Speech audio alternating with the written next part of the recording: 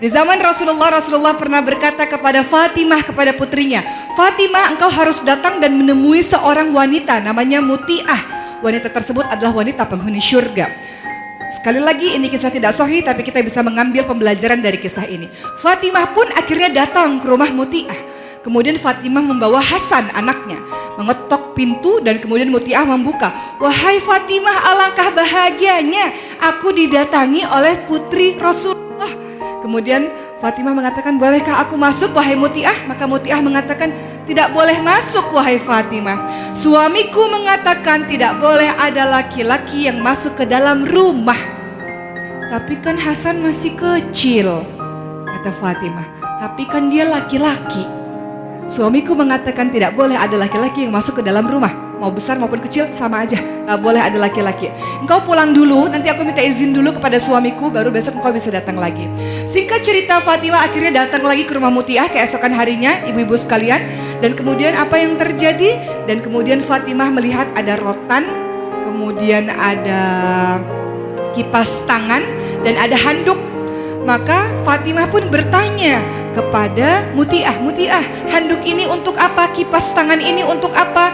Dan kemudian rotan ini untuk apa? Handuk ini aku gunakan ketika suamiku pulang kerja.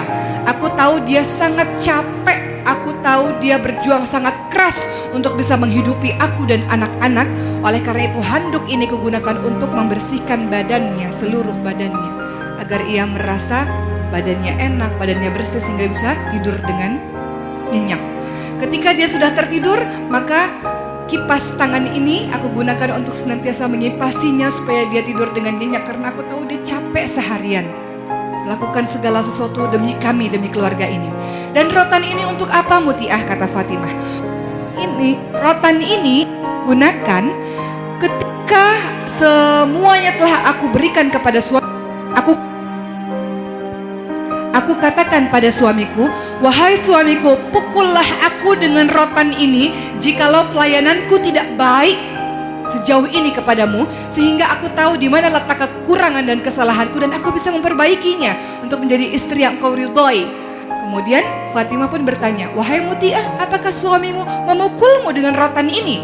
Lalu apa yang dikatakan oleh Muti'ah? Sama sekali tidak pernah, wahai Fatimah. Justru ketika aku mengatakan hal tersebut, suamiku justru memelukku dan tidak pernah satu kali pun dia memukulku dengan rotan ini.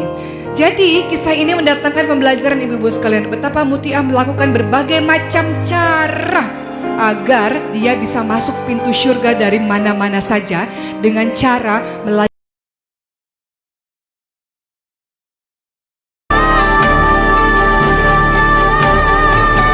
Cinta tak mungkin berhenti.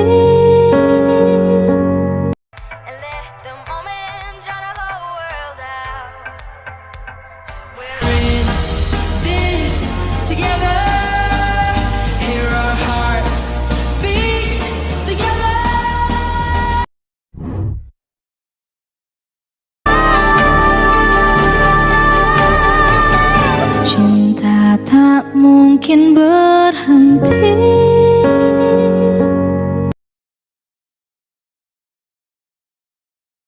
Senyuman di bibirmu selalu tersimpan di hati, seakan-akan menyentuh mesra jiwaku.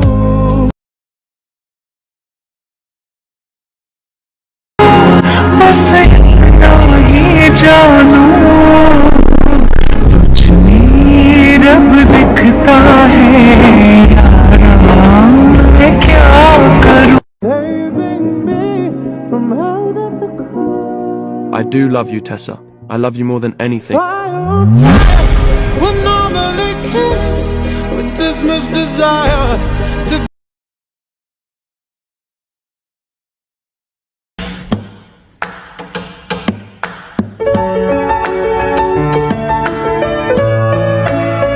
When Allah said, لقد خلقنا الإنسان في أحسن تقويم.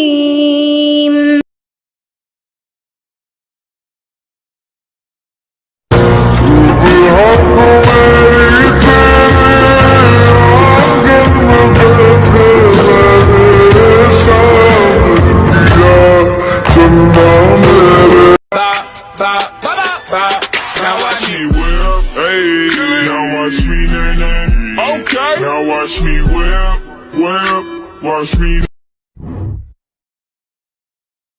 Yang hijrah-hijrah, yang selama ini bergelimang dosa, pertama mandi taubat.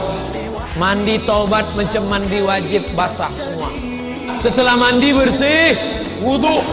Habis itu salat sunat taubat. Usolli sunnat taubat raka'ataini lillahi ta'ala. Allahu Akbar. Iftitah. Iftitah saya belum hafal Pak Ustadz, karena saya baru taubat. Gak usah baca.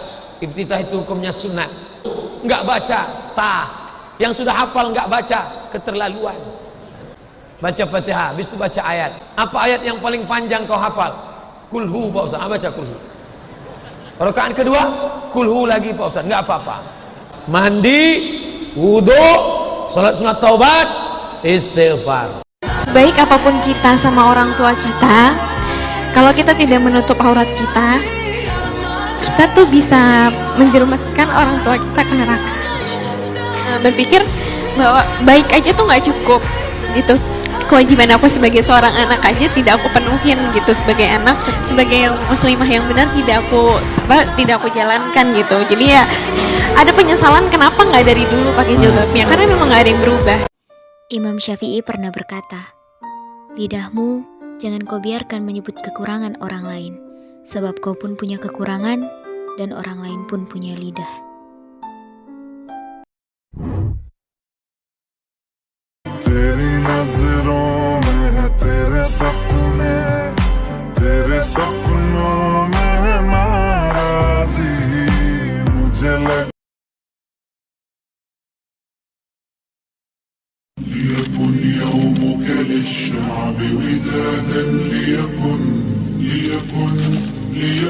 حبك للأرض بداد ليكن يومك للشعب ودادا ليكن حبك للأرض مداد للأرض مداد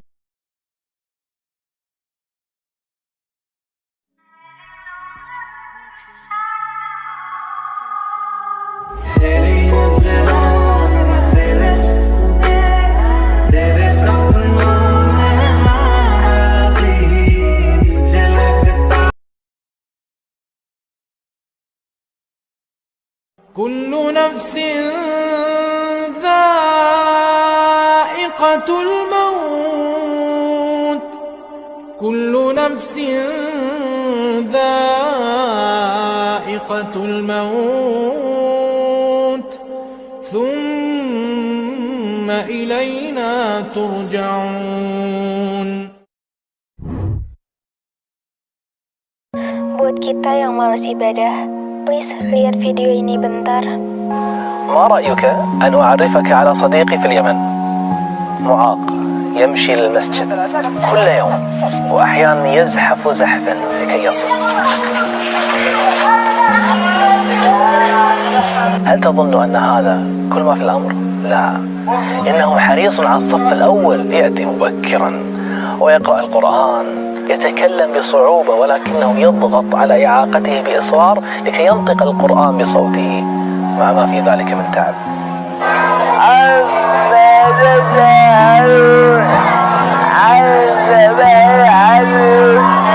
وبعد أن يصلي العشاء يرجع لبيته، لكن توجد مشكلة، الظلام شديد، كيف يمكنه أن يصل؟ إنه يتعلق بأي مصل خارج من المسجد يساعده بالوصول لبيته مع بعض الإضاءة اليدوية. لماذا كل هذا؟ إنه يحب ما يحبه الله. هذا بيت الله، أنا أحب بيت الله.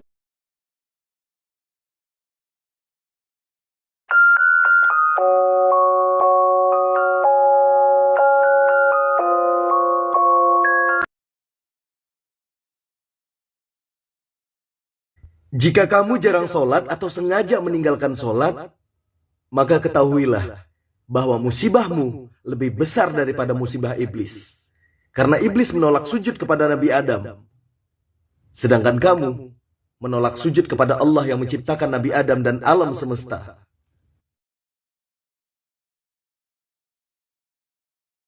मैंने ले लिया मेरा उजला सितारा तेरे नाम किया चन्ना मेरे आ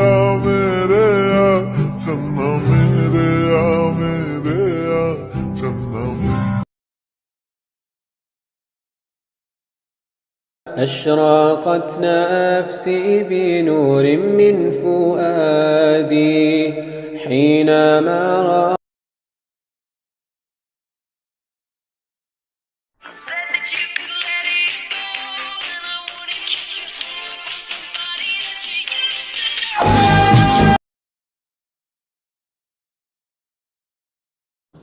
ولا تقربوا الزنا إنه كان فاحشة وساء سبيلا ولا تقتلوا النفس التي حرم الله إلا بالحق ومن قتل مظلوما فقد جعلنا لوليه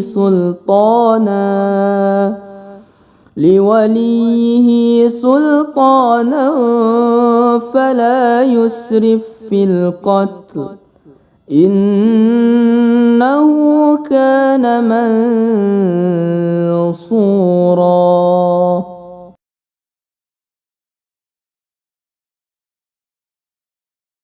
ما سلككم في سقر قالوا لم نك من المصلين.